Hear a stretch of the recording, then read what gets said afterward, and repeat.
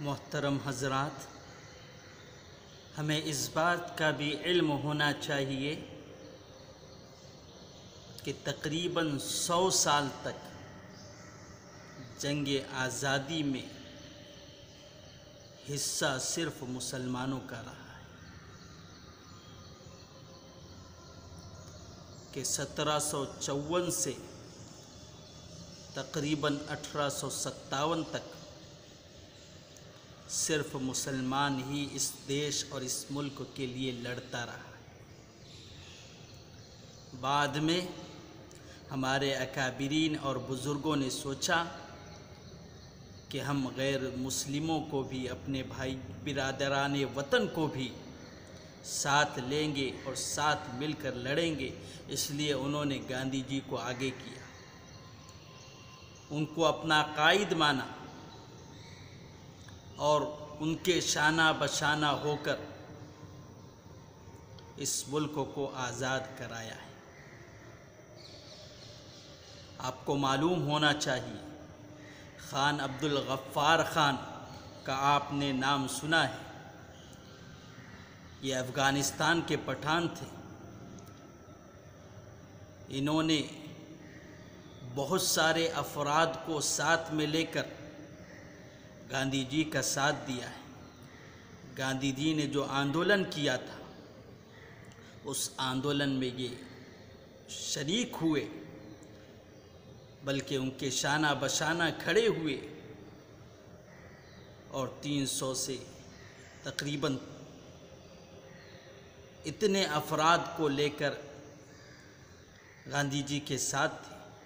جب انگریز آیا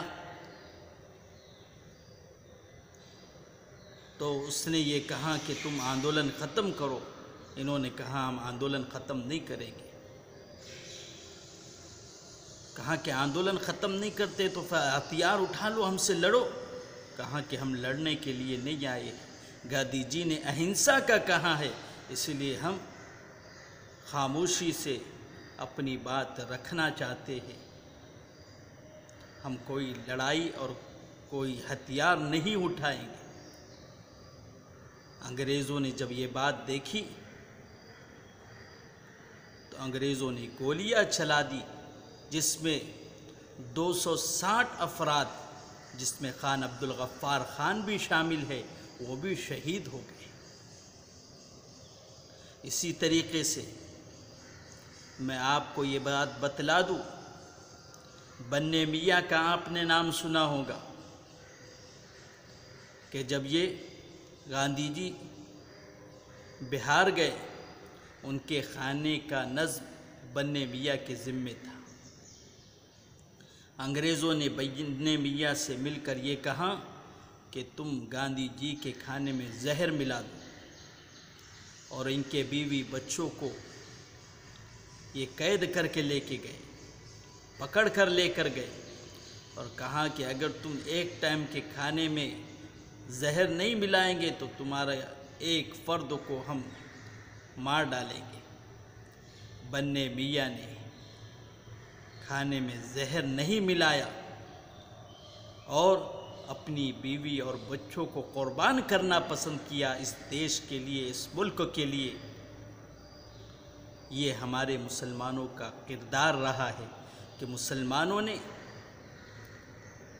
اس طریقے سے اکرام اور اعزاز کیا ہے گاندھی جی کا، اور ان کا ہمت اور حوصلہ بڑھایا ہے، کوئی غداری نہیں کی، وفاداری کا ثبوت دیا ہے۔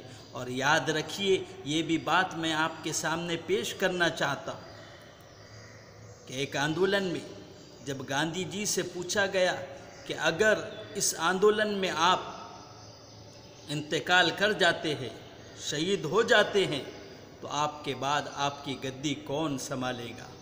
تو انہوں نے یہ الفاظ کہے تھے کہ میر عباس سید میری گدی کو سنبھالیں گے۔ اور یہ کون ہے میر عباس سید؟ یہ ایک مسلمان ہے۔ تو گاندھی جی کو مسلمانوں کی وفاداری پر اتنا ناز تھا کہ میرا کام یہی مسلمان سنبھال سکتے ہیں۔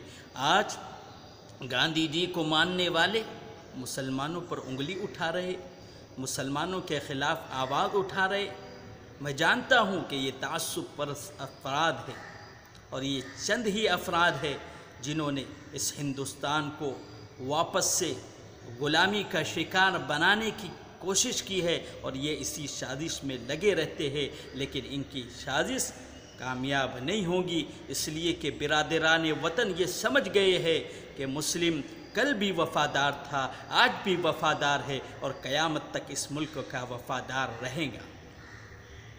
یہ باتیں ہم سمجھیے اور جانیں اور دوسروں تک اس کو پہنچائیں، تاکہ یہ علم اور یہ معلومات ہمارے مسلم بھائیوں کو ہو کہ اس ملک کو آزاد کرانے میں اور غیر مسلموں کو قائد اور رہنما بنا کر ان کے شانہ بشانہ کھڑے ہو کر جنگ آزادی میں حصہ لینا یہ مسلمانوں نے کیا ہے اور یہ ان کا کردار رہا ہے۔ وآخر دعوانا ان الحمد للہ رب العالمین۔